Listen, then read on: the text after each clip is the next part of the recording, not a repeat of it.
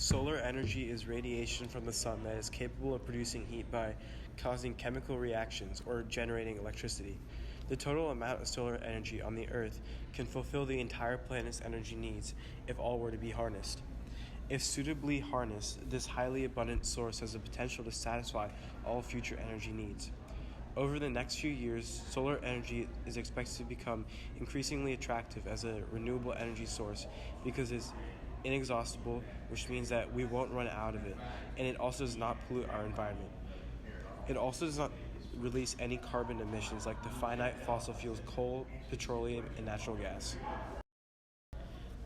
The government should invest in this energy source since solar energy is a renewable resource, and as long as the sun still shines, this means that we could use as much of the sun's energy as we would like and society won't deplete it as a resource.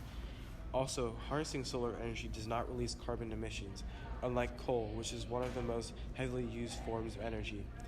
According to the EPA, the average American household produces 6.8 metric tons of greenhouse gas emissions from electricity each year. By using solar energy to power your home, greenhouse gas emissions from electricity could decrease considerably. Another reason the government should invest in solar energy research is because the surface of the Earth receives 20,000 times more power than what is needed to supply the entire world. Solar energy is also sustainable, which means that we are able to use it consistently without harming the environment. In 2018, about 27 gigawatts of power came from solar energy. It is projected for that to go up to about 90 gigawatts by 2020 and 270 gigawatts by 2030. The history of the photovoltaic energy started in 1876.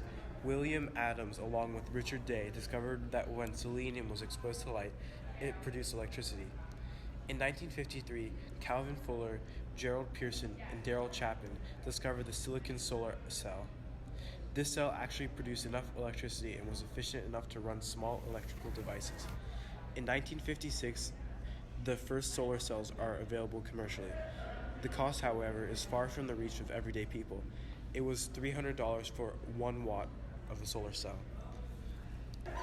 In the late 1950s and early 1960s, satellites in the US and Soviet space program were powered by solar cells, and in the late 1960s, solar power was basically the standard for powering spacebound satellites. A solar panel works by allowing photons, or particles of light, to knock electrons free from atoms, generating a flow of electricity. Solar panels actually comprise many smaller units called photovoltaic cells. Many cells linked together make up a solar panel. Each cell is basically a sandwich made up of 2 slices of semiconducting material, usually silicon. To work, photovoltaic cells need to establish an electric field, much like a magnetic field, which occurs due to opposite poles. An electric field occurs when opposite charges are separated. Construction of a 500 megawatt power plant for the different energy sources would cost around $1.8 billion for a solar power plant and $1.5 billion for a typical coal plant. Solar costs just $8 per megawatt per hour for operations and maintenance, and of course, solar has no fuel costs. Coal costs $21 per megawatt an hour for fuel and $12 for operations and maintenance, totaling $33 per megawatt times 4 the price of solar ongoing costs. Through the Renewable Energy Tax Credit, the federal government provides a 30% tax credit to the owners of solar installations. Each state, city, and county also offers a mix of tax credits, upfront rebates, property tax exclusions, and net metering credits.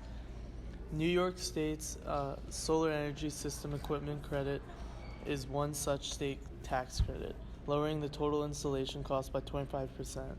Tax credits and incentives for commercial solar are also quite common. Solar power helps to slow down and prevent global warming. Global warming threatens the survival of human society as well as the survival of countless species. Solar power is now very clearly one of the most important solutions to the global warming crisis. Global warming is projected to cost society trillions of dollars if left unabated. So even ignoring the very long-term threat of societal suicide, fighting global warming with solar power will likely save society billions or even trillions of dollars. Solar power saves you money. Putting solar PV panels on your roof is likely to save you tens of thousands of dollars. The average 20-year savings for Americans who went solar in 2011 were projected to be a little over $20,000. Beyond solar PV panels, it's worth noting that solar energy can actually save you money in about a dozen other ways as well. With proper planning and household design choices, solar panels have an average efficiency rating of 22.2%.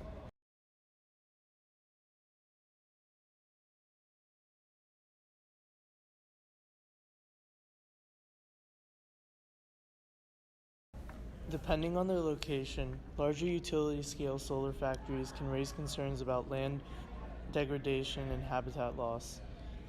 Total land area requirements varies depending on the technology, the topography of the site, and the intensity of the solar resource. Solar PV cells do not use water for generating electricity.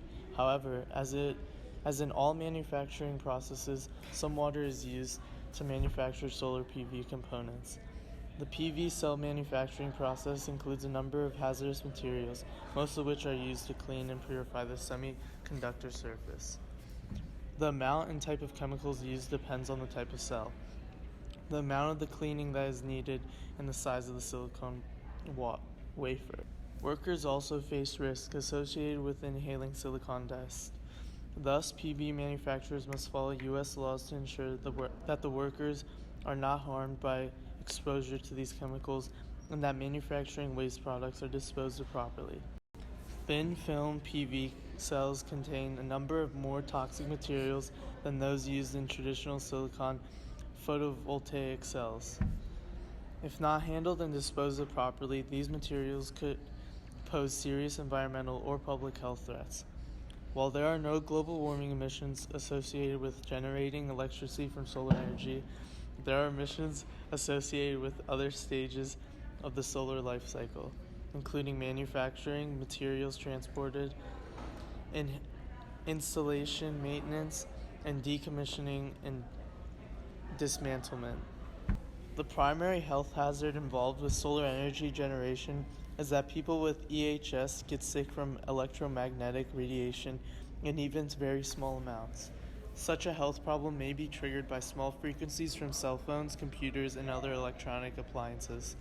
The production of solar energy can further aggravate the situation. This is the main concern with solar energy. The main appeal of solar energy is that it's free and you can harvest solar energy for half of the day. It is also an emission-free energy source.